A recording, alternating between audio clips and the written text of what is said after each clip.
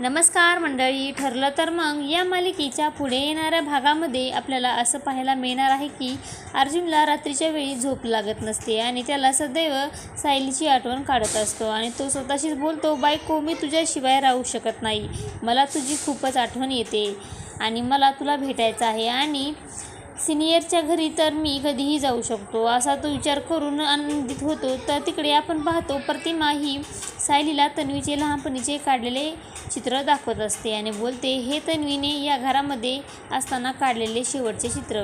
आणि ते पाहून सायलीला देखील खूपच मोठा धक्का बसतो, कारण सायलीने आश्रमामध्ये असताना लहानपणी काढलेले चित्र देखील हुबेहूब सेम असते आणि तिला आठवते की कुसुमने तिला हे चित्र दाखवलेले असते आणि ती म्हणते की सायली, तू जेव्हा आश्रमामध्ये पहिली वेळेस आली होतीस त्याच वेळेस तू हे चित्र काढले होतेस.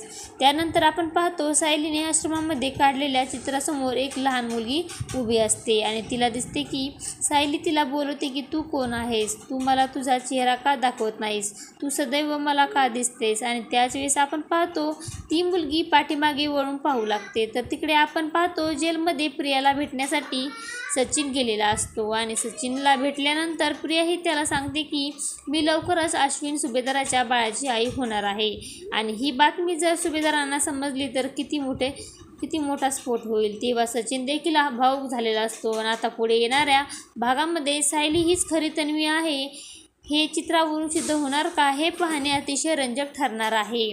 ठरलं तर मग या मालिकेचे सर्व अपडेट पाहण्यासाठी आपल्या चॅनलला लाईक करा, शेअर करा आणि सबस्क्राईब करायला विसरू नका.